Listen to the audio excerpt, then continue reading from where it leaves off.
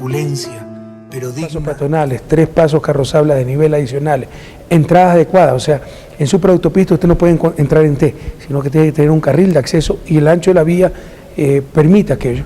Cuando tengamos todo eso, accesos restringidos, los pasos peatonales, no semáforos, atravesar por medio de pasos de nivel, los 3 que faltan, eso será una supercarretera. Significa que se puede ir a una velocidad alta, con toda seguridad y en forma permanente. No es que de repente hay un semáforo, alguien que se cruce, etcétera, porque todo está planificado. Venimos de inaugurar esto.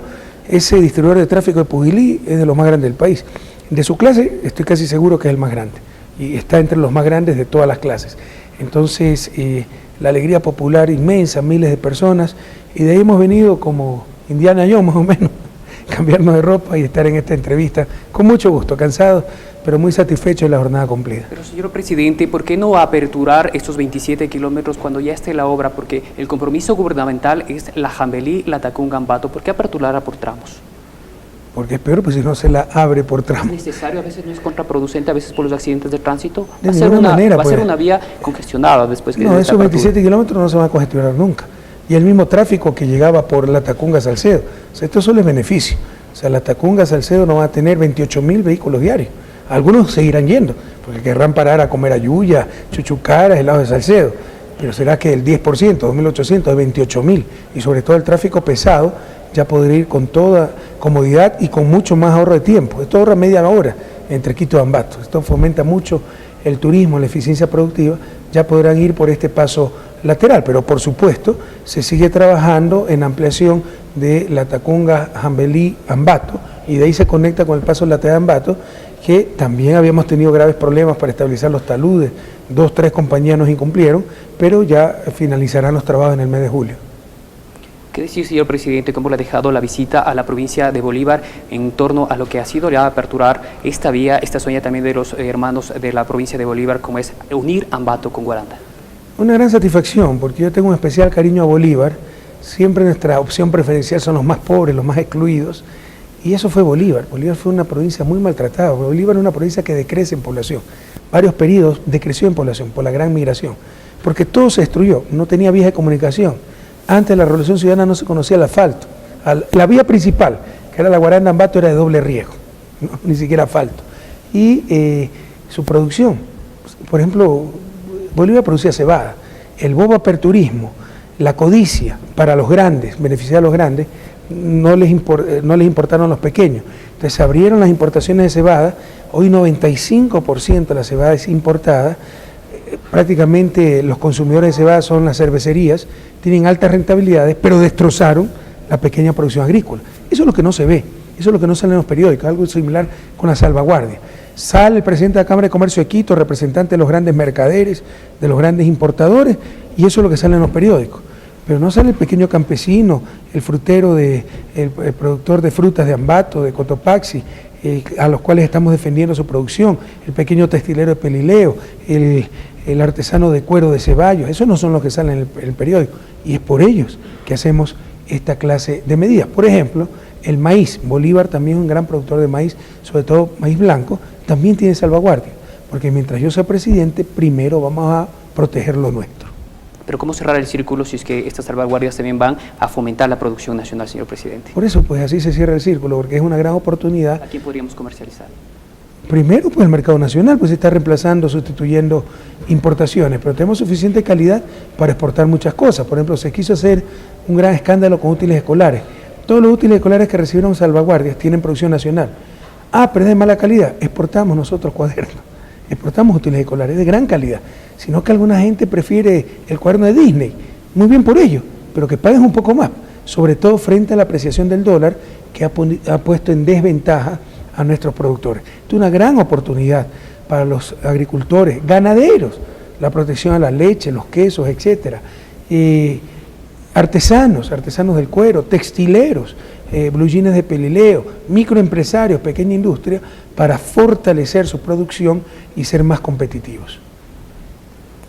Tal vez algo que pueda decir Edgar en cuanto a lo que va a beneficiar esta apertura de la vía que unirá a Guaranda con Ambato. Bueno, primero sentirnos contentos y emocionados porque la provincia de Bolívar, como dice el presidente, ha sido muy marginada, muy retrasada. No hemos tenido sino un ambiente de pedir a alguien que nos dé la mano, sin peso político, sin peso económico, cómo poder surgir. Hoy realmente una satisfacción porque en realidad estamos caminando y avanzando rápido, porque eso es lo que quiere la Revolución Ciudadana. Sin duda alguna que nosotros hoy, no sé si, presidente, usted le tomó como broma el tema de la yapita, del paso lateral, que hoy prácticamente se lo dijo, y estamos muy ansiosos porque no la vía ya está. Sin duda.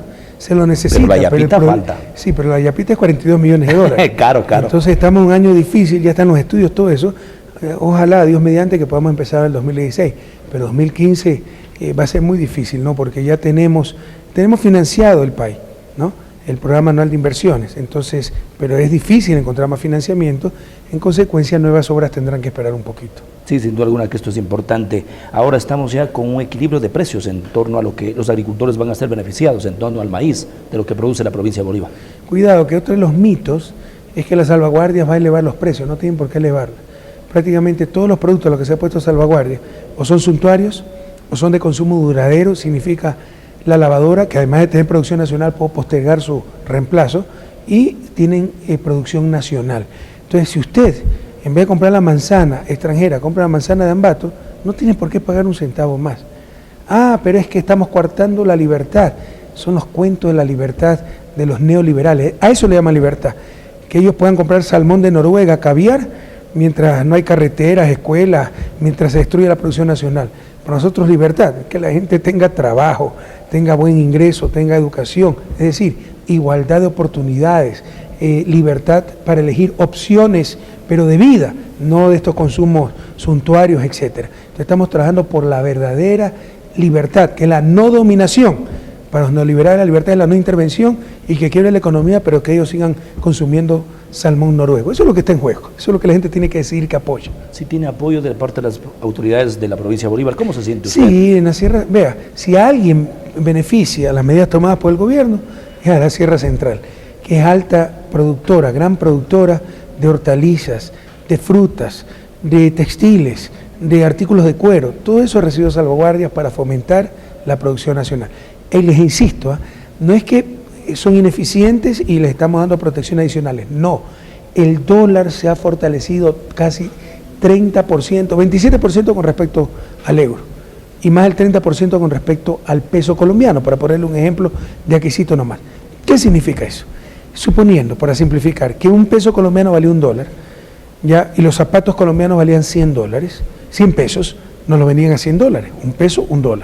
Si ahora se deprecia el peso o se fortalece el dólar y 1.3 pesos valen $1, es decir, más pesos por el mismo dólar, 1.3 pesos, $1. Ese zapato que valía 100 pesos vale alrededor de, antes valía $100, ahora vale alrededor de $76. Y si nuestra producción valía $80, antes éramos competitivos. Sin hacer nada, ni nosotros ni ellos, ahora ya no somos competitivos. ¿Y usted cree que yo voy a dejar quebrar por la industria nacional? Entonces ponemos las salvaguardias para proteger esa producción nacional frente a la apreciación del dólar. Bolívar no tiene empresas, no tiene industria. En algún momento dado hay esa posibilidad, por ello creo que en época de crisis hay que motivar a la gente, el pensamiento tiene que salir para decir, señores, vamos a salir adelante, como Bolívar también, así lo estoy hablando. Bueno, tiene agricultura, importante, y tiene un gran potencial turístico, y es verdad que no tiene industria.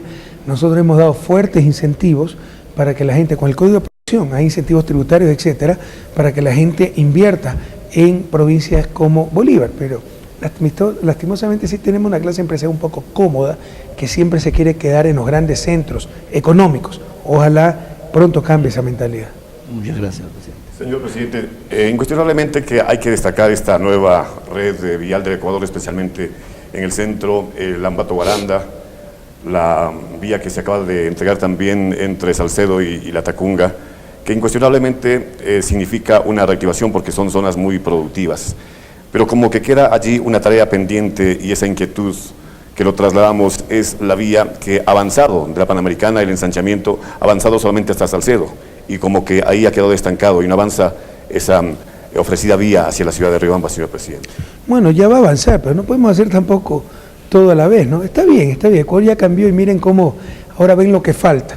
Antes con la 10ª parte, lo que hemos hecho, muchas ciudades y regiones estarían contentas, pero Ecuador ya cambió. las expectativas, la vara está mucho más alta y eso es bueno, pero también hay que ser un poco sensatos y ver las circunstancias. Hemos gastado miles de millones de dólares, este año ha sido difícil. En esa vía ha habido problemas de expropiaciones, hay gente que se opone, entonces no es tan fácil, hay politiqueros que mueven esos barrios para oponerse, hasta las últimas consecuencias a que se amplíe la vía, pero eso va a continuar. Entonces nos falta la parte Salcedo, Puente Jambelí, Ambato, ya está el paso lateral y ya estamos acabando los estudios para Ambato-Riobamba, eso va a continuar. Concomitantemente con eso, usted ya lo mencionó, el tema del paso lateral, es una obra que ha tardado muchos años. Me parece que la empresa constructora que está ejecutando actualmente los trabajos tiene plazo hasta el mes de julio. Pero han pasado tantos años que ya no solamente es cuestión de los taludes, sino también una repotenciación, la del paso lateral de Ambato. Bueno, ahí se nos ha ido como 3 contratistas, pues eso ha sido una obra dificilísima. Primero, nunca debió suceder. ¿Cómo usted cree que se va a hacer una carretera sin estabilizar los taludes? Eso es jugar con la vida de la gente. Eso lo hicieron gobiernos anteriores, lo hizo un constructor conocido, yo siempre les he reclamado, la justificación es, no, pero nosotros sí enviamos cartas diciendo que había que estabilizar taludes, pero yo el constructor no hago la carretera, pues, si no me garantizan la estabilización de taludes. Esa fue una irresponsabilidad. ¿Cuántos muertos ha habido ahí? Y nos ha costado más que una nueva carretera estabilizar los taludes. Como 2 o 3 contratistas nos abandonaron la obra. Felizmente el nuevo contratista, que me dicen algo muy serio, ¿cómo se llama el nuevo contratista? Alvarado Ortiz. Alvarado Ortiz, de Tungurahua mismo, ya finalmente ha avanzado mucho la obra y acabará en el mes de julio. También en el tema, y a propósito de este tema del paso lateral, le decía que no solamente ya son los taludes, porque han pasado tantos años y necesita una repotenciación de la capa asfáltica, pero también quería trasladarle la inquietud sobre otras de las obras que hoy nomás estábamos con el alcalde de Baños, Marlon Guevara, allí en la parroquia Juan Benigno Vela, y se hablaba de esa vía que uniría desde el cantón Perileo, una zona muy productiva de Jin, con Baños, y por qué no también hasta la provincia de Pastaza, el oriente ecuatoriano. Esa era la idea, o sea, dada el burocratismo, hicieron Ambato Perileo, y donde acababa el cantón acabó la carretera. No tiene sentido, tiene que unir destinos la carretera. Ampliaron hasta donde daba límite del cantón. Entonces yo ofrecí seguir la ampliación hasta Baños. Se hicieron estudios y era extremadamente caro. Se tiene que analizar nuevos trazados. Estamos todavía estudiando alternativas y este año va a ser difícil que hagamos esa obra. Debemos entender que se ha derrumbado el precio del petróleo. No se derrumbó ayer. Llevamos 7 meses puede caer el precio del petróleo. Ustedes se imaginan otros gobiernos ya lo que hubiera sucedido. Más la apreciación del dólar, más ya fuertes inversiones que teníamos que hacer en hidroeléctrica, multipropósitos de agua, la para de refinería. Entonces, bueno, no podemos hacer todo al mismo tiempo, entonces habrá que esperar, pero lo que demoró también fue que con el trazado actual era extremadamente caro ampliar la vía. Estamos estudiando nuevos trazados. Señor presidente, usted ya lo anunció, las salvaguardias, una medida de protección para la producción nacional, una medida que le puede costar al régimen de Rafael Correa en cuanto a la popularidad, una emergente decisión. Mira, la última encuesta nos da que hemos subido 6 puntos, nadie le hace caso. Por supuesto, en este país, créeme, somos muy tolerantes a la mentira. De repente viene el banquero Lazo para escandalizar, y por Twitter y todo, ¿no? Y es un tipo que, bueno, debe saber algo, claro, no es graduado, cree que sabe economía, pero que sabe contar billetes, pero algo debe saber. A decir que hemos subido 45% del pescado. Una verdad media es doble mentira. Sí, el pescado importado, pues. Yo le pregunto a los televidentes quién consume salmón de Noruega. Eso es lo que hemos subido. Pero no la trucha, la tilapia, la corvina que se produce en el país. Entonces hemos elevado su pescado, y habla en nombre de todos. Subieron los huevos. ¿Quién necesita importar huevos? ¿Quién come huevos importados? Leche, queso, qué bueno, para proteger la producción nacional. Pero los frutos sí por la demanda que genera y que no tampoco responden a las necesidades del territorio ecuatoriano. Se debe importar frutas para poder adquirirlas. Está equivocado, aquí puede haber suficiente producción de fruta, pero precisamente por el bobo aperturismo no se ha dado esa oportunidad. Le insisto, un caso, el de Bolívar. Hace unos años, décadas, producía cebada. Abrieron las importaciones de cebada, aniquilaron la producción de cebada en Bolívar, pero eran pequeños campesinos que no son pues dueños de periódicos, no dan propaganda a los medios. La cervecería sí da propaganda y a ellos les convenía importar cebada más barata porque viene subsidiada de los Estados Unidos y no les importó quebrar a los pequeños productores. A nosotros sí nos importan esos pequeños productores. Entonces, ¿cómo generar conciencia para que los ecuatorianos nos empoderemos y podemos también adquirir el producto nacional? Con lo que estamos haciendo. O sea, mientras otros mienten y dicen que ha elevado el precio de todos los productos, mentira. Las salvaguardias afectan el 7% del total de productos. porque los productos importados solo son el 22% del total. Usted lo ha dicho, así como hay manzanas de Ambato, hay manzanas importadas, pero esos bienes importados dentro del total de bienes en economía tan solo son el 22%. Y le hemos puesto salvaguardia al 32% de ese 22%. Ponderen, multipliquen las dos cosas y le da menos del 7%. Menos del 7% de los bienes han sido afectados. No son los bienes que consumen los pobres. Muchos bienes debieron bajar de precio por el fortalecimiento del dólar. No lo hicieron, así que con la salvaguardia incluso pueden mantener el precio porque los márgenes de los importadores habían aumentado. Y lo más importante, no son bienes de consumo masivo, no son los bienes que consumen la gran mayoría, no son los bienes que consumen los pobres. Y si hay por ahí algún bien de la canasta básica, porque también se afecta a la canasta básica, todos los bienes tienen sustitutos nacionales. ¿Qué pobre consume queso importado? Consumimos queso del Salinerito, que además que es de mejor calidad que el importado. Entonces eso es lo que busca hacer la salvaguardia. No tiene por qué tener impacto de inflación. Estamos monitoreando día a día y probablemente en marzo vamos a tener menor inflación que en marzo del año pasado, con lo cual se les derrumba todos los mensajes apocalípticos, todas las mentiras de los profetas del desastre de siempre. ¿15 meses bastará para haber tomado esta decisión? Bueno, se tendrá que evaluar, puede ser menos, a la final es más, pero ojalá que sea menos. Evaluaremos cada trimestre. Es el reto en 15 días. Claro, depende de cómo sigue la apreciación del dólar, cómo sigue el precio del petróleo, etcétera. Tal vez tú tienes que decir algo. Así, Bolívar, sin duda alguna, será la época de la naranja, porque en algún momento dado se quiso darle mucho espacio a Caluma, en especial con ¿Usted se imagina que abramos así nomás con la apreciación del dólar de importación de naranja y que habrá producción de naranja en Balsapamba, la riquísima naranja de Caluma? Búsquense otro presidente, sé demasiado de economía para prestarme esas cosas. Mientras yo sea presidente, protegeremos la producción nacional. Más aún, cuando su desventaja competitiva no es fruto de la ineficiencia, la pereza, sino de que otros países están devaluando. Yo no voy a dejar desamparado a nuestros productores. Presidente, ¿a qué se fue el ministro del Comercio a Bruselas? ¿A conversar con autoridades de la Unión Europea? Sí, y supongo, no, es tanto el nivel de actividad que ni me enteré que estaba en Bruselas. Supongo que hablar sobre el acuerdo de la Unión Europea. Este tema de las salvaguardias incuestionablemente es para proteger la producción, la economía nacional, y usted en algún momento y ahora lo ha vuelto a reiterar, el tema de las manzanas. El Ministerio de Agricultura y Ganadería, en coordinación con algunos gobiernos municipales, está aplicando la estrategia hombro a hombro, dando los insumos e invitando para que los fruticultores vuelvan su mirada hacia sus huertas. Pero ellos han manifestado que de alguna manera necesitan más apoyo del gobierno. Por ejemplo, el Cantón Ceballos tiene un suelo extremadamente rico, es un terreno arenoso y su manzana es extremadamente deliciosa, pero lastimosamente son zonas secas que no tienen agua de regadío. Ahí está pendiente, por ejemplo, uno de los proyectos que impulsa el gobierno provincial Pampas de Salasaca, para un poco invitar a estos fruticultores para que retomen su mirada. Usted lo ha dicho, el gobierno provincial, porque de acuerdo a la Constitución, el desarrollo agropecuario, el riego y en general el desarrollo productivo de la provincia es responsabilidad de los gobiernos provinciales. Entonces debemos institucionalizar el país, madurar democráticamente y exigir a cada nivel de gobierno lo que corresponde. Imagínense el gobierno central preocupándose de la realidad productiva de cada cantón, es imposible. Por eso, de acuerdo a la Constitución, eso corresponde al gobierno provincial.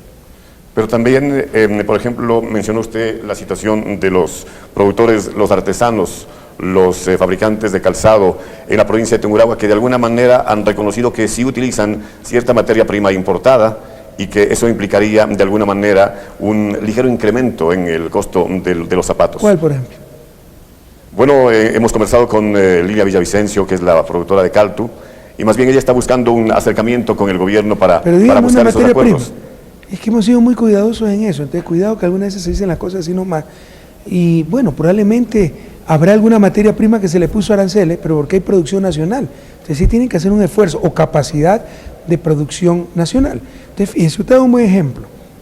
El desarrollo productivo de la provincia, de acuerdo a la Constitución, es responsabilidad del gobierno provincial, el riego, etc. El gobierno central da políticas generales en función de esa economía nacional, que es lo que hemos hecho. Por ejemplo, la salvaguardia, para que se desarrolle ese calzado, esa artesanía de cuero, esas frutas, pero ya la parte micro, la parte territorial, le corresponde también a las autoridades locales, ¿no? Concomitantemente con esto, el Ecuador ha sido declarado un país libre de fiebre aftosa.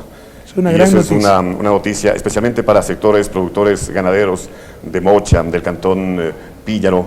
Su producción de leche sabemos que ya tiene mirada internacional para que se pueda exportar. Por la aftosa no podíamos exportar leche, no podíamos exportar carne. Hay la ganadería de carne es incipiente en Ecuador, en ganadería lechera estamos un poco más avanzados. ¿Y por qué? Porque no podíamos exportar porque estábamos calificados como país con fiebre aftosa. Esto es un logro después de 70 años de lucha contra la fiebre aftosa. Eso fue histórico. Por supuesto, eso no va a leer en los periódicos. Eso nos va a permitir exportar a Irán, que está atrás de nosotros para comprarnos carne, Rusia y tantos otros países. Entonces, estamos metiendo mucho empeño para desarrollar la ganadería de carne y volvernos exportadores de carne. Entonces, señor presidente, ¿cómo atacar a la colectividad esa desinformación que usted anuncia en torno a este tema de las salvaguardias, una decisión del gobierno nacional? Mire, en este país es muy difícil hacer política porque hay mucha irresponsabilidad y mucha mediocridad. En cualquier país desarrollado, frente a un año difícil, Colombia, ¿usted ha escuchado que alguien le esté insultando al presidente Santos porque devaluó el peso el 30%? La gente sabe pues, que si se le desplomó el precio del petróleo que ellos exportan, el carbón que ellos exportan, hay que tomar medidas económicas. Es una democracia mucho más madura. Además, pues que el presidente Santos, un querido amigo, tiene muy buenas relaciones con medios de comunicación. Como yo no tengo esas buenas relaciones, ¿por qué? Porque no nos hemos sometido a esos medios de comunicación que siempre han estado acostumbrados a someterse a los gobiernos. Acá nos devalúa Colombia, nos devalúa Perú, se aprecia el dólar frente al euro, se nos derrumba el precio del petróleo y ponemos salvaguardias para el 7% de los productos y ningún producto de consumo masivo y nos hacen toda una campaña de desinformación. Ese es el nivel de irresponsabilidad. Es muy difícil hacer política en Ecuador porque tenemos todavía mucha mediocridad, mucha falta de seriedad. Gracias a Dios eso está cambiando, toma tiempo, es parte del tercermundismo y proceso de desarrollo. Mientras la gente más se rebele contra esa clase de politiqueros, más es un mayor signo de desarrollo. ¿Por qué? Porque no toleraremos esas mentiras. Entonces, en vez de unir el hombro frente a un año difícil, donde claramente son factores internacionales los que han ocasionado las dificultades, no, acá la mediocridad está vulnerable, el gobierno no le contó para ver si se cae de una vez por todas. No lo van a lograr, pero le insisto, o sea, es más fácil desinformar que informar. Gracias a Dios tenemos una gran capacidad de comunicación, gracias a Dios la gente confía en nosotros y ganaremos finalmente la batalla informativa.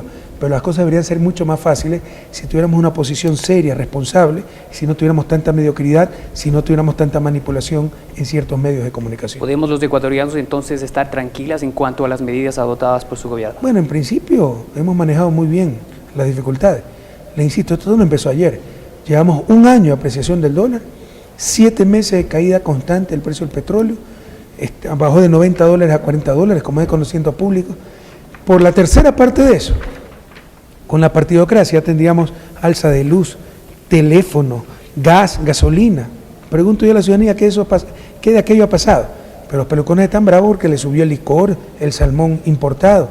La verdad es que eso no me interesa cuidar la producción nacional y los bienes de consumo masivo, sobre todo los que consumen los más pobres. Y pese a las dificultades lo hemos logrado aquello. ¿Ha pasado la ola de la especulación posiblemente, presidente? Nunca ¿O se ha controlado? nunca ¿No ha hubo habido? especulación. ¿No ha habido? O sea, no hay indicios. Se hace escándalo porque en una entrevista me sacaron que el arroz había subido. El arroz no tiene salvaguardia. Y había subido por el invierno en la costa.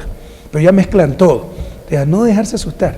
Estamos haciendo las cosas muy bien y estamos hasta ahora enfrentando las dificultades de manera excelente. Bueno, presidente, ahora entonces hablemos de las enmiendas. Ahora se viene el tema de la reelección indefinida, tan discutida, tan analizada, pero sin un ambiente de profundidad. ¿El presidente se encamina a moverse en este 2015 para el tema político, 2006 campaña y 2017 elecciones?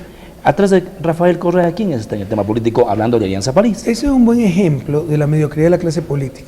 Imagínense que la enmienda que más le preocupa es la de la reelección. Créame que en lo personal la que menos me preocupa es la de la reelección. Si la rechazan, hasta me sacan un peso de encima, porque yo le he hecho esto con mucha alegría.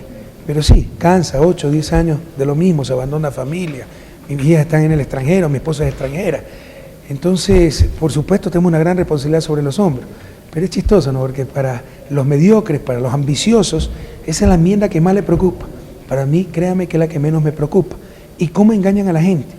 Que la enmienda de reelección me hace a mí presidente. No, señor, me permite ser candidato. Presidente, me hacen los votos del pueblo ecuatoriano. Y eso es lo que quieren negarle al pueblo ecuatoriano. Fíjense que esto no afecta a ningún derecho. El que no quiera a Rafael Correa va a tener la opción en el 2017 de no votar por él. Pero si me presentara, el que quiera a Rafael Correa tiene la opción de votar por él. Eso es lo que le quieren negar.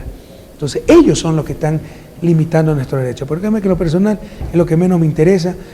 Ojalá que no tenga que presentarme en el 2016. Y no es por falta de líderes, entendamos eso. Es porque enfrentamos no opositores políticos, toda una campaña mediática, nacional e internacional. Usted lo ha dicho con la salvaguardia.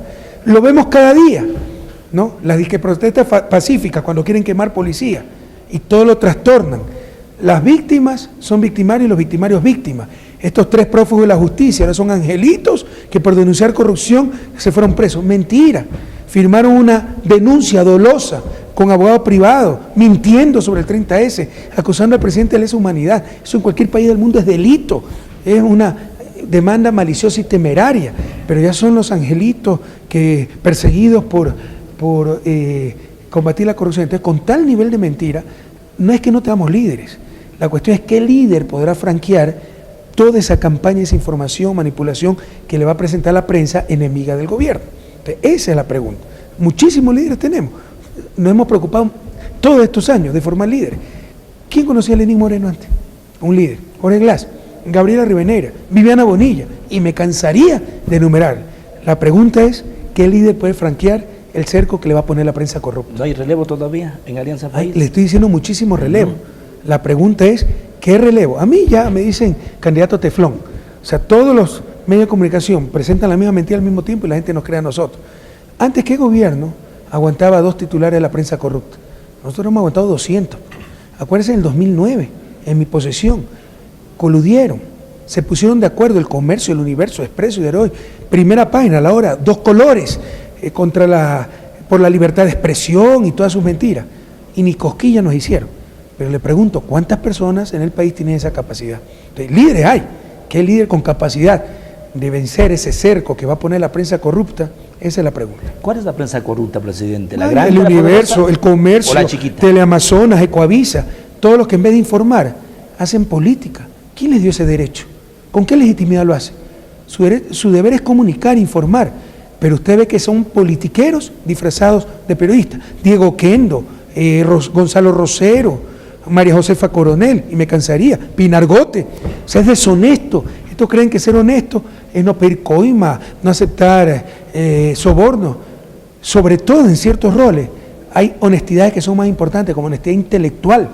Esta semana nomás, Oquendo, entrevistando a uno de los tantos improvisados que acostumbran a utilizar para hacer daño al gobierno, que decía, era una chica, y ustedes escuchaban cómo el presidente mandó a detener a alguien por tener un letrero, y Oquendo hizo mutis por el foro, y después dice que él está como interlocutor, para el coloquio, como para animar con las preguntas. Él tiene también que hacer respetar la verdad. Yo dije, detengan al tipo de letrero que acaba de lanzar una botella. Y esa partecita se les olvidó. Esa es la prensa corrupta. Y me cansaría de darle ejemplo. Presidente, ¿qué enmienda le preocupa a usted dentro de las 17 o quedarían 16? Ninguna, pues si nosotros mismos hemos presentado las enmiendas. Y son para el bien público. Lo que usted comenta, y por qué lo menciona la oposición, si se le hace vía consulta popular esta enmienda que no le preocupa a usted, como es la reelección. Ahora son los campeones de la consulta popular, ¿no? Miren la hipocresía. Pachacut. Prohibido olvidar, compañeros. Recuerden el 2011, cuando yo llamé a consulta popular para reforma judicial. Dijeron que eso es lo que utilizaba Hitler, Mussolini. Recuerden, revisen, hagan periodismo investigativo, que esa era la democracia tumultuaria, que así gobernaban los populistas. Ahora que la derecha a toda costa quiere, porque hay un banquero que está encaprichado en ser presidente, y les aseguro que va a continuar en la banca, pero en la banca es suplente porque nadie le va a hacer caso, ¿ya? Entonces, ahora sí a toda costa consulta popular. ¿A cuento de qué? 2017 va a haber la verdadera consulta popular. Entonces, ¿por qué ellos están encaprichados? ¿Por qué les tengo que hacer caso? Es más, si no hubieran politizado todo esto, hasta lo pensaría. Pero no va a dar gusto por una oposición mediocre, con doble discurso, que antes era enemiga de las consultas populares y ahora son los campeones de la consulta popular. Pura y simple hipocresía. Una complementaria a propósito de este tema de las enmiendas, que se realiza desde algún tiempo el tema de la socialización. ¿Piensa usted que se lo está realizando de manera responsable? Porque un poco el cuestionamiento es que solamente se escuchan las voces del oficialismo. ¿Y cuándo no había cuestionamiento? Pues mi querido amigo, ¿cuándo? En esa comisión está la oposición, participa la oposición. Hay, me parece, Patricio Donoso de Creo, por ahí de otro partido. Está la oposición, pero como somos mayoría, ganada en las urnas, y eso es lo que no entienden. O sea, ellos quieren ser mayoría, que sus voces se escuchen más que la nuestra cuando fueron arrasados en la urna, y eso no es democrático. A propósito del tema de la oposición, usted, una de las frases es que no está trabajando para las futuras elecciones, sino para las futuras generaciones, un poco también cuestionando la presencia de la oposición y algunos líderes que se han reunido. ¿Piensa usted que no es saludable una oposición que le permita un poco ver los errores y corregir? Compañero, yo no me engaño ni engaño, no me pida eso a mí, querido Daniel.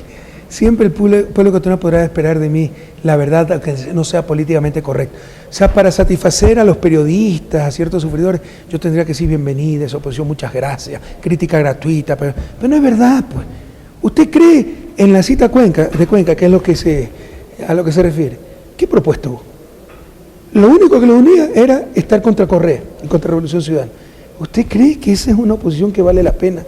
Pura mediocridad, pura ambición. En la marcha de la fanesca esa que hicieron, ¿qué propuesta hubo?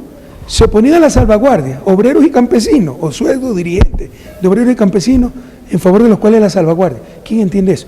Se oponían a todo, a las cocinas de inducción, a la reelección, a los exámenes de ingreso a universidad. ¿Qué puede hablar con esa gente? Yo no me voy a engañar, yo no voy a hablar con esa gente. Sería deshonrar al pueblo ecuatoriano que cuando votó por nosotros rechazó al pasado. Y esa gente es el pasado. No hay nada que hablar con gente tan mediocre, incluso tan deshonesta. Porque hay actitudes deshonestas, oportunistas. Hoy los que marchan contra la Revolución Ciudadana, vea por qué se retiró. Un Gustavo Larrea, 15 días antes de la traición, por todos los medios se palanqueaba un puesto en el gabinete. Pero como todos sabíamos lo que era, no le dimos chance. Ahí está en oposición. Y les puedo nombrar algunos de aquellos. Entonces, uno que conoce las cosas, o sea, ¿qué va? O sea, sería someterse a esa gente, sería ser cómplice a esa gente. Bienvenida a la verdadera oposición, pero todavía la estamos esperando. Eso no es oposición, son simples oportunistas ambiciosos de poder. Entonces, señor presidente, ¿en usted está el candado de permitir o no permitir la consulta popular para una reelección indefinida para esta enmienda constitucional? No, ellos tienen en las manos. Decidirá la Corte Constitucional, si dice que es factible, tendrán que reunir la firma y nos vemos en las urnas. Yo jamás he temido el pronunciamiento del pueblo ecuatoriano en las urnas. Pero ¿por qué le vamos a hacer caso a los caprichos de la gente que decía exactamente lo contrario hace unos años? De que cambia el discurso en función de las circunstancias. Y cuidado, vienen con esos cuentos de que 74, 78, van creo que por 120%, ¿no? Quiere la consulta popular. La gente siempre quiere consulta popular. Pregunte si por cocina de inducción quiere consulta popular, lo va a querer. Pregunte si quiere consulta popular para ver si quiere seguirlo viendo a Lazo en las pantallas de televisión y va a querer. Siempre quiere consulta popular, es una trampa, una manipulación. Otra cosa ya es que está en contra del gobierno. Y estos creen que van a ganar una consulta popular porque tienen sus encuestitas, ¿está de acuerdo con la reelección indefinida? Si me la plantean así, yo también digo no, porque eso da a entender que para siempre va a ser uno presidente. Claro. Pero basta con que pregunte, ¿está de acuerdo con elegir a las autoridades sin ninguna restricción? Y le ganamos 70-30. Así que logren nomás su consulta y nos vemos en las urnas. Usted lo ha dicho, señor presidente, una de las... Por si acaso, yo tengo capacidad de proponer la pregunta. Entonces esta gente cree que manipulando nos va a ganar. O sea, la gente está con nosotros. Ellos son los que manipulan. Y ojalá nos vemos en las urnas. Y presentamos bien la pregunta, no una pregunta tramposa y como engaña a los campesinos, que reelección indefinida significa que siempre el presidente va a seguir siendo presidente, sino que preguntamos, ¿está de acuerdo usted con que la ciudadanía tenga el derecho de elegir sin restricciones a sus autoridades? Y verán que le damos una paliza en las urnas. Señor presidente, el cambio de la matriz productiva y energética, ¿usted que ha podido visualizar y estado de la mano en algunas o en el sector central del país, qué ha podido percibir, qué se debe potencializar para que se cumpla con estos objetivos, como cambiar primero la matriz productiva? Ya hay cambios, por ejemplo el desarrollo del turismo, hay un crecimiento impresionante. Cambio de la matriz productiva es cambio de la estructura productiva del país. Hacer las cosas que hacíamos antes de mejor manera y hacer cosas nuevas y mejores. Pero tal vez el cambio más importante, el turismo está creciendo muchísimo. El cambio más importante es el energético. Con las 8 hidroeléctricas que tendremos hasta marzo del 2016, habrá un cambio estructural fundamental. Además de tener la matriz energética, que es parte de la matriz productiva, más limpia, más eficiente, más amigable con el medio ambiente del mundo, más del 90% de esa energía eléctrica de origen hidráulico. En otras palabras, eso nos permitirá cocinar, ya no con gas licuado de petróleo, peligroso, no renovable, contaminador. Nos permitirá cocinar con agua, porque es el agua nuestra que genera energía y no se consume el agua, se la usa. Después de pasar por las turbinas, el agua turbinada incluso sale purificada, mejora. Entonces imagínense cocinar con agua, una electricidad renovable que jamás se va a agotar, a diferencia de la que viene del diésel, de la gasolina, etc. Entonces es un cambio estructural que además de cambiar la matriz eléctrica de térmica a hidráulica, nos permitirá exportar servicios. Esto nos permitirá el paso de ser exportadores de materias primas, recursos no renovables, petróleo, etcétera, a ser exportadores de servicios, y no servicios turísticos, servicios energéticos. Entonces, hay cambios en la matriz productiva, pero tal vez el más representativo es en el sector energético. ¿Cómo combatir también, señor presidente, esta especulación o desinformación, como lo estaba bien anotado, en cuanto a las cocinas de inducción, que también es cambiar la mentalidad al ciudadano común? Bueno, están teniendo una gran acogida. Por supuesto, dentro de las contradicciones de los dilemas existenciales que tienen esta gente, los tirapiedras, es impresionante, se oponen a todo el tiempo. Se llaman ecologistas, tiran piedras por el Yasuní, por el ecologismo, y tiran piedras también por la cocina de inducción, que es lo más ecológico que estamos haciendo. ¿Usted sabe cuántos millones de toneladas de CO2 se evitan de enviar al ambiente? El gas licuado de petróleo es un recurso no renovable, es subproducto del petróleo. Están contra el petróleo, pero están a favor de las cocinas a gas. ¿Quién los entiende? Es una contradicción existencial que tienen. ¿Pero cómo combatir desde el gobierno nacional? Con la información, pero hasta ahora tenemos un éxito enorme. Si el problema ha venido no por la falta de demanda, sino por la falta de oferta. Hay como 150.000 personas registradas para cocinas de inducción. Lo que ha faltado es capacidad de producción nacional. Por eso vamos a importar cocinas de inducción, ¿no? ¿La demanda incrementa cada día? Sí. ¿Es la salvación del país en la parte de la matriz productiva, presidente, para tomar una dirección que el país está necesitando? Bueno, uno de los pasos importantes. Nosotros gastamos cerca de 800 millones en gas licuado de petróleo, cuando podemos cocinar con nuestra agua, como le decía, sin contaminar, sin que se nos mueran decenas de personas al año por explosiones del gas, por inhalar gas, etc. Entonces, imagina lo que podemos hacer con 800 millones, que en lugar de ir al subsidio de un combustible en absoluto recomendable para nuestros hogares, subsidio al cual se benefician los más ricos, porque la familia pobre le utiliza un cilindro tal vez por mes, el rico utiliza 6 o 8 cilindros porque le calienta el sauna, la piscina, etc. Que esos 800 millones vayan a escuelas del milenio. Esas son 200 escuelas pues anuales. ¿Okay? En 4 o 5 años tenemos todas las escuelas que necesitamos. Ese es el costo de subsidios ineficientes. Y le insisto, o sea, la alternativa es cocinar con electricidad. Estamos cocinando con nuestra agua. ¿Cuánto le significa de ahorro al país con estas 7 centrales hidroeléctricas que usted anuncia se construirán hasta el 2016, algunas que ya han sido inauguradas? Manduriaco ya serían 8.000 millones de dólares. Porque en este momento tenemos que importar diésel para las termoeléctricas. Quemamos diésel, contaminamos y con eso generamos energía. Ahora es con el agua. Y eso nos ahorrará 1.000 millones en compra de combustibles subsidiados y también nos alivia el sector externo. Esos son los pasos para la patria nueva. O sea, esos son los cambios estructurales que estamos realizando. Si esto se hubiera hecho hace décadas, tendríamos un país muy diferente al que nosotros recibimos. Estos 1.000 millones de dólares son anuales de ahorro para... Sí, anuales. Un tema que yo quería consultar... Todas las hidroeléctricas nos cuestan unos 6.000 millones. Quiere decir que en 6 años se pagan todas las hidroeléctricas. Este es el tan satanizado gasto público. Y por el contrario, es el ahorro bobo de los neoliberales, que en verdad salía mucho más caro, porque solo en importar energía, no combustible para nuestra termoeléctrica, importar energía a Colombia y a Perú, gastamos en los últimos años, antes de mi gobierno, 1.000 millones de dólares en comprar energía a Colombia y Perú. Ahora vendemos energía y ahorita damos energía a Colombia y Perú. Y vamos a ahorrar, ya no a gastar 1.000 millones por año. Esto se debió hacer hace mucho tiempo, pero por la torpeza neoliberal, que no era tanta torpeza, también había negociados, o ya se olvidaron las barcazas. Vean pues de quiénes eran las barcazas. Los míos que estaban en el gobierno tenían conexiones con los dueños de la barcaza, era un negocio redondo. Entonces, con todo eso, el país desperdició miles de millones de dólares. Si se hubiera hecho lo que estamos haciendo ahora, hace décadas, tendríamos un país totalmente distinto al que nosotros recibimos, les insisto.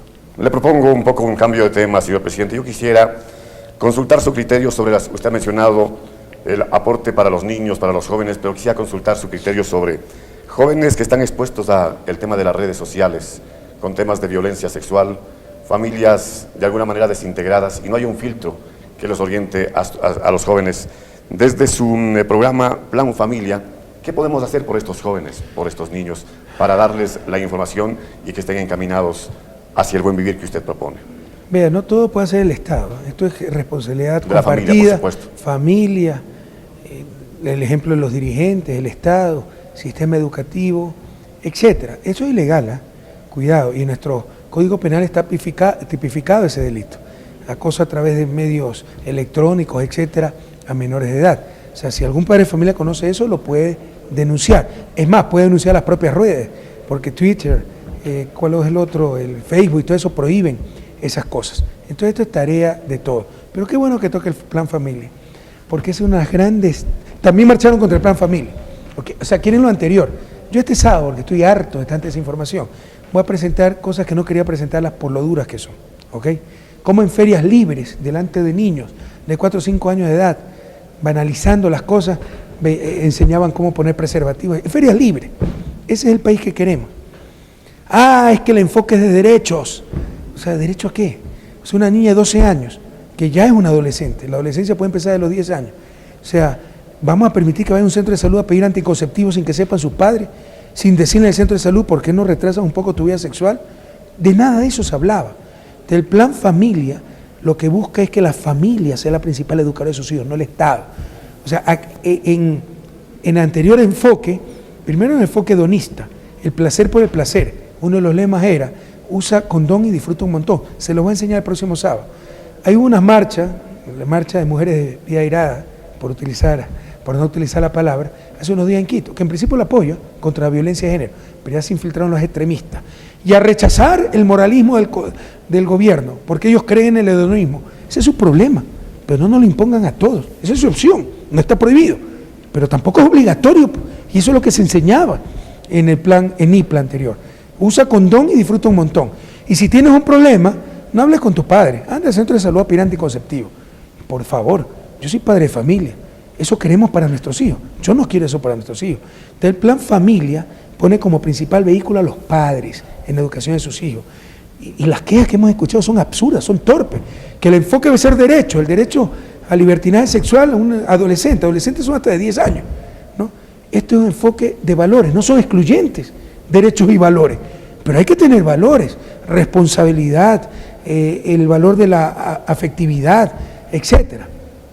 Ah, pero es que el enfoque es de protección ahora, no de derecho, y se contradicen, porque uno de los grupos vulnerables, por otro lado, establecidos en leyes, constitución, etcétera, son niños adolescentes. Por supuesto que un niño adolescente necesita protección, si una de las etapas más vulnerables de la vida del ser humano. Pero estos quieren solo enfocarse en derecho, y derecho entendido de acuerdo a su realidad, sexo sin ninguna restricción, ¿no? También había un lema que decía, soy libre, disfruto mi sexualidad sin restricciones. Entonces mi perro Segismundo también es libre. O sea, son absurdos, son tonterías. Y esa es la gente que nos quiere dominar. Tenga la seguridad los padres de familia, que aquí hay un padre de familia que quiere lo mejor para nuestros hijos. Y estamos haciendo lo correcto, ¿ya? Un enfoque integral, en valores, en derechos, en protección a los niños y adolescentes y en familia, que es el principal núcleo, para mí, la base de la sociedad y el principal núcleo para proteger, educar a nuestros jóvenes y niños. Seguro que es la familia, perdón. Una complementaria respecto al tema también de la familia y sobre un hecho que preocupa sobre el consumo de drogas al interior, no solamente de los planteles secundarios, sino también primarios. Sé que con Secretaría de Gestión de Riesgos, en coordinación con el Ministerio, con las zonales, se están instalando unas cámaras que permitirán realizar una vigilancia y trabajar, como usted lo dice, señor presidente, con una coordinación entre la familia y el sector educativo. Se están haciendo muchas cosas, es un problema extremadamente grave, es de los problemas más graves que enfrentamos, son los problemas ya no de la pobreza, ¿no? O sea, sino ya del materialismo, el consumismo, de la miseria humana, porque usted se imagina gente tan miserable que corrompiendo a nuestros jóvenes vendiendo drogas. Hay gente que recluta jóvenes para que vendan droga, estudiantes, a los otros estudiantes. Pero estamos trabajando arduamente, se han creado unidades especializadas en la policía contra el microtráfico, estamos logrando grandes avances. He tomado personalmente la lucha contra las drogas. Aquí había un problema institucional que todavía lo hay, formalmente hablando, que la lucha contra las drogas está en manos de la Procuraduría, no del gobierno.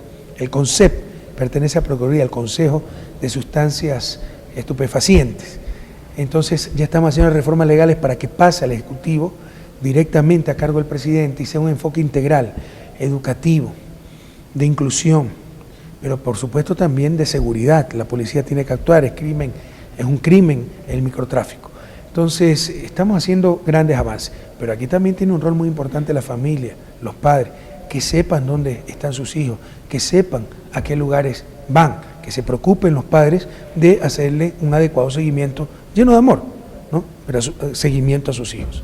Quizás esa, señor presidente, era la deuda que tenía el gobierno nacional de dejar al aire de que estas políticas gubernamentales estén adscritas directamente por la presidencia de la República con la finalidad de dar políticas a nosotros claras. Nos deciden todo. Si hay un problema del seguro social, la culpa es del gobierno.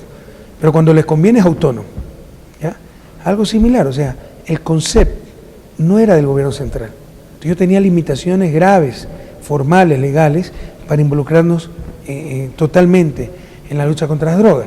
Gracias a Dios, una gran coordinación con la Procuraduría, el CONCEP, que se va a llamar de otra forma, no recuerdo en este momento, va a pasar como una secretaría adscrita a la presidencia, donde participan todos los ministros involucrados: salud, educación, inclusión social, ministro del Interior, que es un problema de seguridad, ¿ya? Con el propio presidente, con un secretario técnico, y vamos a lograr mucho más avances. Había problemas, insisto, hasta institucionales. Presidente, usted siempre en sus llamados hace un mensaje a la juventud y le dice: juventud, escucha, no te equivoques. La juventud, ahora que estamos hablando sobre este plan familia, puede estar equivocada a lo mejor por la invasión de estas redes sociales. Ahí tenemos que profundizar el tema con mucha responsabilidad. Yo lo que sí les digo, ¿no?, es que creer que la felicidad depende de factores externos, de cuánto se consume, del materialismo, de cosas como la bebida, la droga, el sexo sin responsabilidad, sin afección, etcétera, sin afectividad, perdón, ¿ya? Eso solo nos llena de vacío. Para mí el hedonismo nos llena de vacío. La verdadera felicidad viene adentro, de estar en paz con uno mismo. Y usted sabe que toda mi vida fui scout, el fundador de los scouts decía: la verdadera felicidad consiste en hacer felices a los demás, es buscar la felicidad de los demás y la paz con uno mismo, ¿no? Entonces, a nadie se le obliga a que piense como uno, pero también debe haber esa propuesta, y eso es lo que prácticamente no existía en el anterior plan ENIPLA. Bueno, siempre hay que ver referentes, entonces la juventud está dando buenos pasos. Hoy ganó Ecuador 2-1 a Colombia, pues es una satisfacción. Entonces. Pero es que también vemos los problemas, no vemos las grandes satisfacciones, ¿no? Jóvenes cada vez más brillantes, cada vez los exámenes a la universidad suben de promedio. Nuestros chicos alrededor del mundo son ejemplos de capacidad, se los considera brillantes. Cada vez más escuelas fiscales tienen el bachillerato internacional y nuestros chicos cumplen con las exigencias. Cada vez vemos una juventud más comprometida, mejor preparada, etcétera. Por supuesto, ¿no? Siempre va a haber de los otros una juventud que va por malos caminos, pero por cada joven que va por malos caminos hay 20 que van por caminos adecuados, por caminos de la patria nueva. Entonces también hay muchos motivos para la esperanza. Señor presidente, en otro tema, el aeropuerto internacional Cotopaxi se repotenció desde el 2009 hasta el 2011, pero a 4 años de haberse repotenciado todavía no despega el aeropuerto internacional. ¿Qué decir a las autoridades que usted les dejó como tarea de que se unan esfuerzos con la finalidad de que se pueda repotenciar? ¿Existe el compromiso, la política desde el gobierno nacional para apoyarles estas iniciativas? ¿Existen mesas de trabajo que recién se han aperturado en la región central del país? Bueno, yo estoy tan de acuerdo que no ha despegado, ¿eh? El aeropuerto de Cotopaxi es un éxito. Tiene frecuencia de vuelo, muchos pasajeros, frecuencia de carga, etcétera. Pero como lo dije, como está en la Constitución, o sea, no podemos hacer todo. El desarrollo productivo de la provincia, sobre todo, es responsabilidad del gobierno provincial. Entonces, él ya tiene que organizar los productores para que haya más actividad. Pero el aeropuerto de Cotopaxi es un éxito. Tiene un nivel adecuado de uso, pasajeros, carga, etcétera. Por supuesto, siempre se puede hacer más y siempre estaremos dispuestos a colaborar. Pero ya hicimos la inversión. También tienen que hacer su parte las autoridades locales, ¿no? ¿Qué deberían hacer por parte de las autoridades locales de la región en realidad? Porque esta obra beneficia a la región central del país. Bueno, promocionar la producción local, el turismo local, promocionar la ruta. O sea, van a Tababela desde Guayaquil, se demoran 1 hora en subir. Van a Cotopaxi, se demoran 1 hora y cuarto. Pero tienen que ellos publicitar ya las cosas también, ¿no? Que no esperen que todo lo haga el gobierno central. Un poco aquí es el tema regional, señor presidente. Usted en intervenciones anteriores dijo que no se puede construir un aeropuerto para cada ciudad. Es un tema de desarrollo de región Por ejemplo, en Tungurahua el sector empresarial, el sector de las cámaras están apoyando para que se repotencie el aeropuerto de La Tacunga y se lo convierta en un aeropuerto internacional. De La Tacunga, pero tiene capacidad internacional el aeropuerto de La Tacunga. Pero no tiene vuelos todavía. Paola, tú no tienes vuelos todavía. Vuelos de carga internacionales sí tiene. Sí. Y tiene vuelos, y tiene charters, y tiene vuelos nacionales. Pero insisto, o sea, ¿por qué me miran a mí? ¿Por qué esperan que haga todo el gobierno central?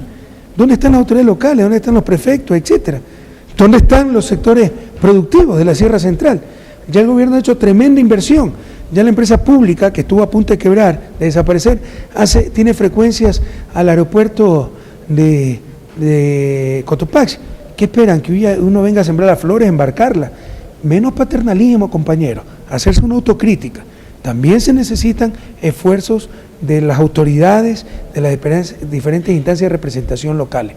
No sé si Paola tenga más detalles sobre el aeropuerto de Cotopaxi. Sí, presidente, también lo hemos comentado y las mesas de trabajo que estamos haciendo con autoridades locales, nosotros estamos presentes para ver justamente en qué podemos apoyar. Esto es un tema de logística, pero obviamente hemos repetido exactamente lo mismo, que necesitamos nosotros que las autoridades locales, la prefectura, los municipios, también desarrollen temas productivos para que genere esta necesidad de más vuelos, de más carga, de más pasajeros. Nosotros estamos aportando mucho con TAME, hicimos un cambio de horario, tenemos 2 frecuencias al día, es un horario que está yendo bastante bien, que puede conectarse con Guayaquil y que incluso era un pedido de los sectores productivos, el sector de comercio de Tungurahua, de Cotopaxi, porque pueden ir a Guayaquil por el día. Antes tenían que ir y quedarse a dormir allá, hoy ya pueden ir y volver en un mismo día y nosotros estamos apoyando con eso. Obviamente con el compromiso de desarrollar el sector productivo local por parte de las autoridades locales. Nuestra ministra de Transporte y Obras Públicas. Oiga, es fácil olvidar las cosas, pero quisiera recordarles algo. Acuérdense que anteriores administraciones municipales de Quito, ilegalmente, abusivamente, firmaron un contrato con la empresa que promocionaba el aeropuerto de Tababela para explícitamente impedir el desarrollo del aeropuerto de Cotopaxi, para concentrar todo el negocio. Nosotros acabamos con ese, además no tenía ninguna validez ese compromiso, y potenciamos el aeropuerto de Cotopaxi. Es un aeropuerto de primera categoría, puede ser aeropuerto internacional, es los pocos aeropuertos que tienen manga, pero ya quieren que hagamos todo. También debe haber respuesta a nivel de los sectores productivos, de autoridades locales, etcétera. ¿Okay? ¿Será que posiblemente no hay un buen contacto con los GATS provinciales, municipales, parroquiales, presidente? Nosotros llevamos bien con todo el mundo que honestamente quiera trabajar con sus comunidades, que esté luchando por el bien público, independientemente de banderías políticas. Otra cosa son los politiqueros, ¿no?, que desde lo local quieren ser presidentes y todas esas cosas. Pero en general con la autoridad de Sierra Central, prefecto de Cotopaxi, Tungurahua, Chimborazo, Bolívar, tenemos excelentes relaciones con prácticamente todos los alcaldes, ¿no? Pero insisto, o sea, como decía Kenny, ya no pregunten qué puede hacer el país por mí, sino qué yo puedo hacer por el país. Ya no pregunten qué puede hacer el Estado Central, no podemos hacer todo. El desarrollo provincial, el desarrollo territorial es responsabilidad de los prefectos. Recién empieza a llover, presidente, ya tenemos algunas víctimas, varias vías están bloqueadas. ¿Cómo está el tema dentro de una Bueno, eso es un grave error, no es que recién empieza a llover. Lo que pasa es que no es lo mismo, no es lo mismo que usted coma una manzana cada día, que se coma a las 30 en media hora, verá que se va al hospital. Entonces eso es lo que ha pasado. Ya no es lo mismo que llueva medio fuerte 30 días, a que llueva recontrafuerte 2 días. Eso saturó muchas montañas, sobre todo en Loac, Santo Domingo, y hubo graves derrumbes. Pero no es gratuito lo que ha pasado, son factores climáticos. Hemos reaccionado muy bien, los servicios de emergencia, etcétera, pero es muy difícil luchar contra la naturaleza y lamentablemente hemos tenido que, perdonen la redundancia, lamentar víctimas fatales. Y dicho sea de paso, nuestro abrazo a todas las familias de los fallecidos por los derrumbes. ¿Cuál es el plan del gobierno en ese tema? Porque especialmente la costa ecuatoriana es la más afectada por la destrucción de la vía. Son las estribaciones. Vea, para empezar, la ruta a Loac Santo Domingo está concesionada a la prefectura de Pichincha y prefectura de Santo Domingo. Pese a eso, nuestra ministra de Transporte y Obras Públicas, nuestra secretaria de Riego, el día de ayer, anteayer, han estado trabajando en Santo Domingo, trabajando en conjunto para despejar lo más rápidamente la vía, buscar los cadáveres. Se tuvo que suspender la búsqueda por lo peligroso, se ha declarado un camposanto, todo aquello, una lástima, una tragedia. Y obviamente no permitiremos que se reabra, sobre todo la Loac Santo Domingo, la vía hasta que no esté totalmente segura. Felizmente hay muchas vías alternativas para unir la costa y la sierra. Señor presidente, hemos hablado un poco de la matriz energética, parte de la matriz productiva, cómo también apoyar desde la región central del país, cómo potencializar cada una de las actividades que se desarrollan tanto en Cotopaxi, en Bolívar, como también en Tungurahua. Oye, eso también tienen que preguntarse los empresarios, ¿por qué todos esperan del gobierno? Hay que cambiar esa actitud. Por los incentivos tal vez. Bueno, con todo, o sea, ¿qué más incentivo que tengan mejores carreteras, mejor energía, aeropuerto? Pero ya toca pues, a los empresarios poner más florícola, más brócoli, poner industrias, sustituir importaciones, etcétera. No esperen que todo lo haga el gobierno, insisto. El gobierno da grandes políticas, grandes incentivos, pero jamás podrá reemplazar la iniciativa privada. Otra de las grandes mentiras es que ha tratado de posicionar la prensa es que nosotros estamos contra el sector privado, que todo lo queremos hacer desde el Estado. Es un absurdo. Dígame que entreguen mi diploma. En toda economía, socialista, no socialista, con algunas excepciones pequeñísimas, ¿ya?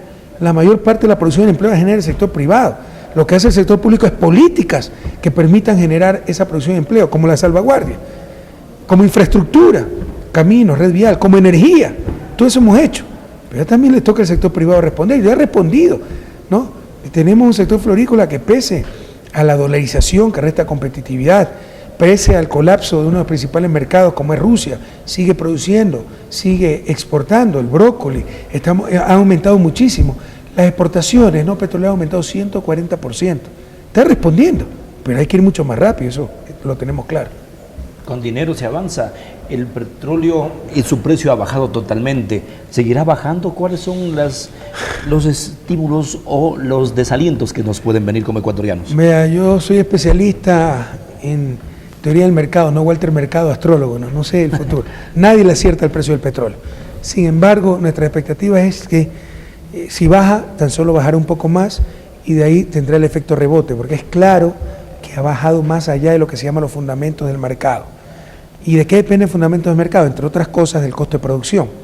Entonces hay petróleo norteamericano, que fue el que creó una sobreoferta, el esquisto, el shale oil, cuyo costo de producción es más arriba de $70. Entonces en estos momentos están trabajando a pérdida, se están clausurando muchas inversiones y eso hará que el precio tienda a subir. Entonces yo creo que ha habido un descenso más allá de los fundamentos del mercado y poco a poco el precio del petróleo se recuperará. Sin embargo, nadie le acierta nunca a los precios del petróleo y nosotros estamos preparados hasta para escenarios extremos, hasta $15 el barril el resto del año, lo cual es prácticamente imposible, ¿no? Si no hay recursos económicos por el petróleo, bueno, se viene la minería. ¿Cómo está el tema de la minería?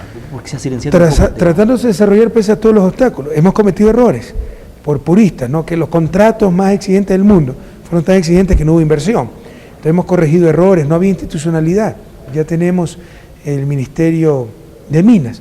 Pero recuerde también, pues, ¿qué inversionista va a querer venir a invertir si cada vez que se trata de entrar a un lugar cumpliendo todos los requisitos de ley, incluso para hacer los estudios ambientales, le caen a palos, piedras, se mete en prisión a esos violentos y los periódicos criminalización de la protesta social y salen como héroes? La hipocresía de siempre. Entonces también estos violentos ahuyentan las inversiones y nos hacen un daño a todo el país, porque la minería, primero, es responsabilidad del presidente de la República, no del jefe parroquial, no del alcalde, etcétera, de acuerdo a la Constitución, es del presidente de la República. Y segundo, beneficia a todo el país, pues. Ahí está gran parte del futuro del país. Bolívar tiene muchas minas y podríamos aprovechar en pero algún momento dado. De no metálicos, ¿no? Calcáreos. Ya. Y por supuesto que hay que aprovecharlo. Un poco el tema a propósito de la baja del precio de petróleo, señor presidente, y en que se han tomado ciertas medidas para poder sanear la economía, pero un poco el cuestionamiento es de las llamadas plataformas, aunque dos de ellas han anunciado que no se edificarán, otras sí. ¿Por qué no se posterga estas obras? Es lo que preguntan, o ese crédito no se puede ya destinar para otro tipo de actividades. Por supuesto que en el momento de postergar obras, una de las obras, lo hicimos, ¿no? Con ciertas plataformas, se generan las plataformas públicas, que son altamente deseables, pero pueden esperar, solo tienen ámbito de influencia en Quito, era para mejorar la movilidad en Quito, porque coinciden con las paradas del metro, que la se haga. Por supuesto que sería lo primero en posponer. Lo que pasa es que dos de esas plataformas están financiadas con créditos externos solo para eso. Se puede cambiar, pero eso demoraría 6 o 8 meses y eso perjudicaría la economía. No sé si recuerdan declaraciones mías meses pasados diciendo, vamos a priorizar ese gasto público que tenga financiamiento externo. porque así mantenemos el nivel de actividad económica, de empleo, pero trayendo dólares a la economía, claro, con deuda, que se pagará después, pero hasta pasar ese bache, es importante que entre dólares y continúe la actividad económica. Entonces, como hay dos plataformas que cumplen con esas características, la social y la financiera, se continuará con esas dos plataformas, pero sectores estratégicos, gubernamentales, etcétera, se pospondrán. Señor presidente, en un tema particular para la ciudad de Latacunga, el Centro de Rehabilitación Social Regional Sierra Centro Norte cumplió un año de haber traído a los primeros reos, a los primeros privados de la libertad del ex penal García Moreno. De allí se ha venido dando varias quejas por parte de privados de libertad que obtuvieron su paso por este centro de rehabilitación y aducen que el servicio básico en cuanto al líquido vital es de lo peor, sino porque les ha salido ciertas enfermedades de la piel, de la dermis. Existe también una investigación de Plan B. Nadie puede responder a estos. ¿Es verdad? ¿Es mentira? En cuanto a los servicios básicos y a garantizar los derechos que tienen los privados de libertad. Vanessa, por favor, Vanessa Roballo, viceministra de Justicia, no sé si escuchó la pregunta, pero en todo caso, compañero, o sea, hemos sido reconocidos a nivel mundial como de los mejores centros de rehabilitación social, al menos de la región, pero siempre se van a quejar. ¿Podrán sostener que están mejor que en el penal García Moreno? Lo que pasa es que en el penal García Moreno no había control. Habían gamonales, caporales, le llamaban, que cobraban a los demás presos por protegerlos, tenían televisores, tenían cocinetas ahí mismo, no tenían control de las autoridades, y ahora sí tienen. Entonces pueden meter cualquier pretexto, pero ¿hay algún problema con el agua en el Centro de Rehabilitación Social de Cotopaxi? Vanessa, nuestra viceministra de Justicia. Buenas noches, señor presidente.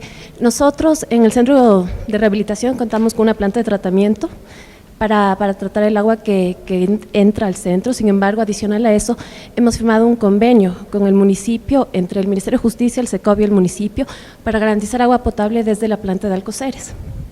Eso ¿Ya está llegando esa agua potable? No, estamos en este momento en construcción, toma 70 días. Ya, ¿y qué agua está llegando al Centro de Rehabilitación Social? Bueno, llega agua de los pozos y también agua de tanqueros. Pero que le estamos tratando además, ¿no? Por supuesto, nosotros tenemos Y una me planta. recuerdo que cuando visité, por esas quejas, el agua para los privados de libertad es en botellones. Exacto, nosotros O sea, entregamos... no están tomando esa agua. Entonces ahora se duchan y resulta que le hace daño el agua. Bueno, vamos a revisar de todos modos. Pero insisto, siempre habrá quejas. Pero ¿quién puede sostener que ese hacinamiento en el penal García Moreno era mejor que lo que tenemos ahora? Tenemos Centro de Rehabilitación Social, la sociedad ecuatoriana ha hecho inmensas inversiones para tratar con dignidad a nuestras personas privadas de libertad. Lo que pasa es que por ahí ciertos privados de libertad perdieron el poder que tenían en el penal García Moreno. Seguirán construyendo más centros de rehabilitación porque en Guaranda nos está haciendo falta. Ya casi tenemos en el centro de Guaranda el centro de rehabilitación social. ¿Qué pasa con el Centro de Rehabilitación Social de Guaranda? Hay todo un plan, ¿eh? Justamente, señor presidente, los centros regionales lo que hacen es abarcar la población penitenciaria de las zonas aledañas. En este caso, Riobamba, Guaranda y todos estos otros espacios tienen que ir los sentenciados a los centros regionales. ¿Y qué pasa con el de Guaranda que dice que qué calidad tendría? Detención provisional. Exactamente, ese pasa a ser un centro de detención provisional. De todos modos vamos a mejorar todos esos centros. Hay todo un plan, pero obviamente frente a las dificultades económicas pues tendrá que esperar un poquito, porque hay casos críticos como Baboyo, Machal, etcétera, ¿no? En todos vamos a intervenir, hay todo un plan, pero bueno, hay que avanzar en función de los recursos que tengamos, ¿no? Y una vez que Marcelo, que Edgar han retomado un poco los temas locales y regionales, sin duda un hecho a destacar del gobierno es el tema de la salud. En Tungurahua se han inaugurado centros de salud tipo A, tipo C. Ayer nomás la ministra Karina Vance inauguró otro en el Cantón Quero. Pero no dejamos de preguntarle sobre el tema del hospital Ambato. ¿Cómo está en cuanto a los plazos, en cuanto al cumplimiento de esta obra que es esperada por los ambateños, por los tungurahuenses y por el Centro de la Patria? Bueno, eso continúa. Lo que pasa es que es muy difícil rehabilitar. La misma queja la tengo en el Abel Gilbert de Guayaquil, en el de Santo Domingo, etcétera, porque es muy difícil rehabilitar un hospital en marcha. No es que están los pacientes ahí, los quirófanos, etcétera. Entonces hay que ir con un cuidado muy especial. Entonces es muy demorado y más caro incluso. Muchas veces convendría construir un hospital nuevo y dejar abandonado el viejo. Y sale más barato y más rápido. ¿Cuál es el problema? Que se pierde identidad, ya la gente conoce dónde está el otro hospital, etcétera, etcétera, ¿no? Entonces es complicadísimo repotenciar un hospital en marcha. Y hay que reconocer que en el hospital de Ambato pues se cometieron errores al inicio. Al principio creíamos que se podía remodelar todo, luego nos dimos cuenta que la estructura estaba muy debilitada y que había que derrumbar gran parte y prácticamente construir un hospital nuevo, pero eso fue al inicio. Ahorita ya está avanzando, sin embargo, es muy difícil, cuesta mucho, va lento, rehabilitar, repotenciar un hospital que sigue funcionando. No sé si, ¿tú qué cargo tienes, coordinador? Señor presidente, soy Andrés Corral, director nacional de hospitales, justamente. Director nacional de hospital. Así es. ¿Cómo va el hospital de Ambato? ¿Cuándo se acaba de repotenciar? Según el SECOV, la fecha que nos ha dado para la culminación de la tercera etapa, porque está pendiente la entrega de la primera y la segunda, que lo harían en octubre del 2015, pero la conclusión de toda la obra estaría para junio del 2016. Y apúrese un poquito que se ha demorado. ¿De cuántas camas quedaría el hospital? El hospital quedaría de 271 camas, con el ajuste de las 5 camas por habitación, llegamos a 310 camas. Tienen 310 camas. Así es. Ahora va a quedar mejor que nuevo, ¿no? Eso ya tenemos experiencia, vean el hospital de Guaranda, sí. Vean cómo está quedando el Abel Gilbert de Guayaquil, el propio de Ambato. Eso va a quedar mejor que nuevo. Y aprovechemos para preguntar también sobre el hospital de Baños, que también...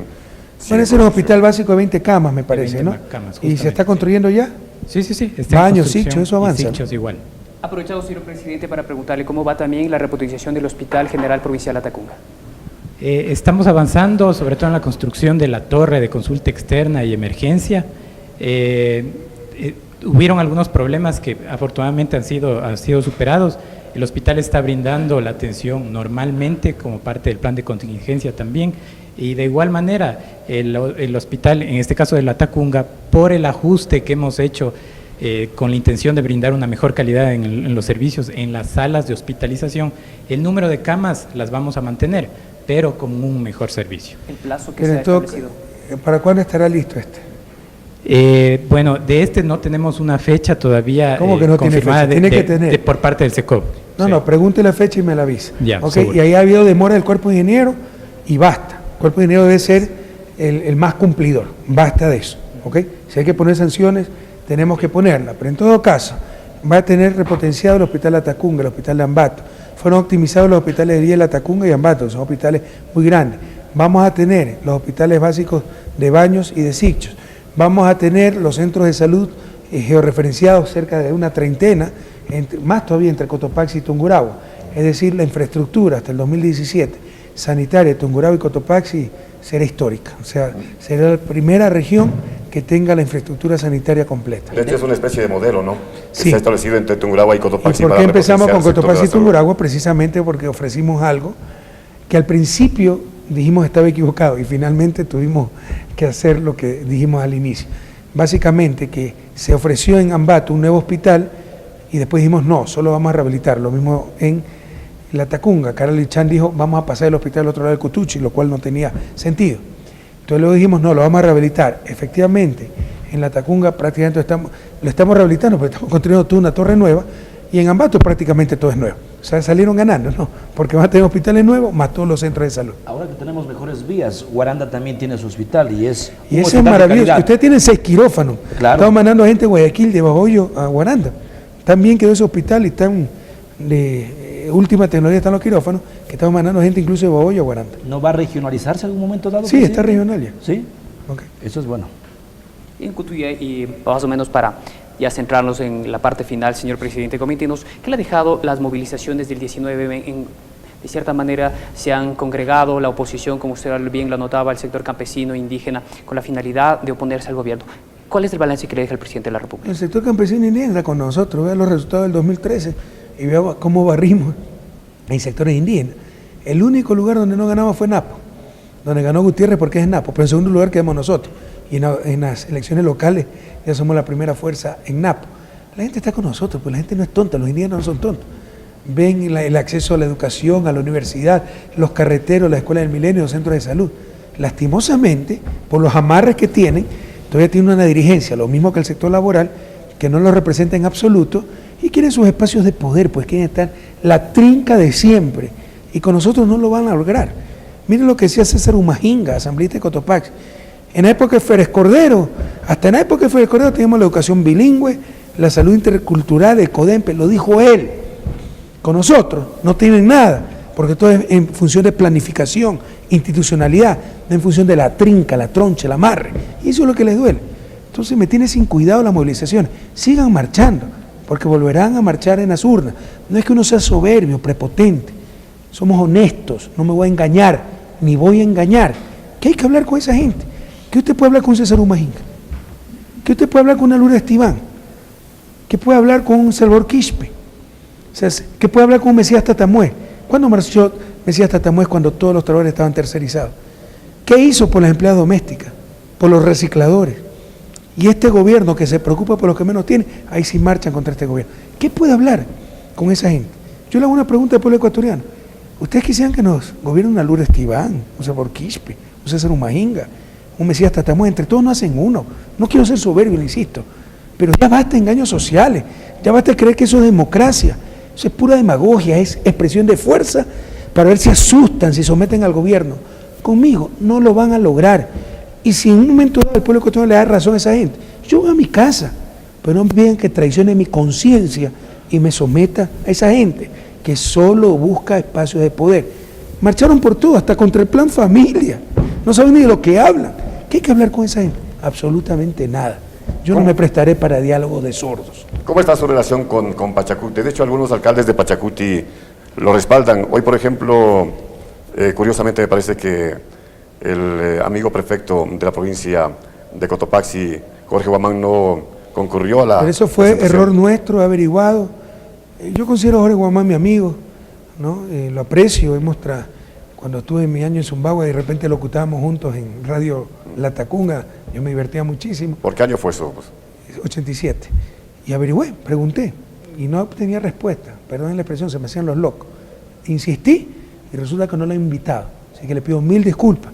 Porque incluso si no tuviera el aprecio que le tengo, incluso si fuera un adversario acérrimo del gobierno, que no lo es, él es una autoridad de elección popular con toda legitimidad. Debió estar en ese acto. Así que le expreso públicamente mis disculpas y tomaré las medidas pertinentes en despacho por esta omisión, por este absurdo. Ya estoy pidiendo los nombres de los responsables. Como el alcalde de Guaranda, si estuvo ahora presente en la mesa directiva. Pero por favor, o sea, si esto es democracia, ser de otra tienda política no nos impide conversar, trabajar juntos. Entonces dirán, ¿y por qué entonces rechaza lo de la marcha? Porque esa gente busca otra cosa, no busca servir a su pueblo, busca demostrar fuerza para, perdiendo en las urnas, en base a la demostración de fuerza, queriendo asustar al gobierno. Así lo hicieron siempre. Hoy ya se olvidaron del MPD, sus paros, sus palos, sus piedras. Cada inicio de año lectivo había un paro de profesores de la UNE, para sacar más plata, para sacar espacios de poder, para que le den una dirección de educación, etc. Entonces, eso es lo que rechazamos, esas malas prácticas políticas de los politiqueros de siempre. Pero la autoridad legítimamente electa, sea del color que sea de la ideología que sea, si está trabajando por su gente, honestamente, por su comunidad, cuente siempre con el gobierno nacional. Presidente, solamente una inquietud. Hoy firmó un decreto ejecutivo para posicionar a 2 ministros de Cultura y Talento Humano. ¿Por qué? Mira, no puedo anticipar porque rompería los protocolos, las reglas diplomáticas, pero el ministro de Cultura va a ir a una importante, el ex ministro de Cultura, Pancho Borja, va a ir a una importante embajada. Entonces, por eso tuvimos que buscarle un reemplazo y va Guillón Long al Ministerio de Cultura. Y al Ministerio de Conocimiento y Talento Humano, nosotros siempre confiamos en los jóvenes, va un joven brillante, que es Andrés Arauz. ¿Cuál es el concepto de alternabilidad, señor presidente? La que el pueblo elige en las urnas, pues no le impuesta por banqueros desesperados. Vaya pregunta en Canadá, pues, donde el primer ministro lleva 9 años en el poder, 3 elecciones seguidas, 47% de popularidad y es un líder. Acá Correa lleva 3 elecciones ganadas seguidas, 8 años en el poder, 80% de popularidad, pero es un caudillo. Esa es la maldición de Malinche, ¿no? Siempre despreciar lo nuestro, tergiversar las cosas. ¿Y por qué? Porque quieren ellos que les toque el turno. Gánenselo en las urnas, no en los paquetazos, en los amarres en escritorio. Y la alternabilidad la elige el pueblo en las urnas. Pero ¿cuál es la alternabilidad de las burguesías? Usted ve desde hace 20 años cómo Guillermo Lasso ha sido de todo. Gobernador del Guayas, superministro de Maguat, asesor, me parece que director de Comisión de Tránsito con Novoa, asesor de Gutiérrez, y eso le llaman alternabilidad, la misma argolla de siempre, cambiando tan solo el nombre del presidente. Ahora se ha habido verdadera alternabilidad. Por fin, después de un siglo, después de la Revolución Liberal, realmente ha habido alternabilidad en el poder. Ya no lo tienen unos cuantos pelucones, sino que el poder está en manos del pueblo ecuatoriano. Y eso es lo que le duele. A propósito de esto, presidente, ¿cuál es su punto de vista respecto a las expresiones que lo dio el expresidente Lenín Moreno sobre este tema de alternabilidad y sobre el tema de las elecciones? Bueno, que recuerden que unánimemente en la cuarta Convención Nacional Alianza País, con la presencia de Lenín Moreno, decidió la enmienda de la reelección y yo me opuse. Y el 24 de mayo, cuando dije voy a dejar la vía abierta, porque yo era el que me oponía a la reelección dada la restauración conservadora, el tiempo me ha dado la razón. ¿Usted cree que es casualidad las movilizaciones en Venezuela, Brasil, Argentina, Ecuador? ¿A qué gobierno de derecha se le están haciendo movilizaciones? Solo los gobiernos progresistas. ¿Usted cree que eso es casualidad? El tiempo me ha dado la razón. Frente a esa restauración conservadora dije, tenemos que dar como opción una reelección. Pero antes de decir eso, lo consulté pues con Lenín Moreno y me dio todo su apoyo. Ahora, él no está de acuerdo con la continuidad de una misma persona. Yo tampoco. Pero algunas veces es el mal menor frente a lo que estamos arriesgando. Estamos arriesgando el retorno del pasado.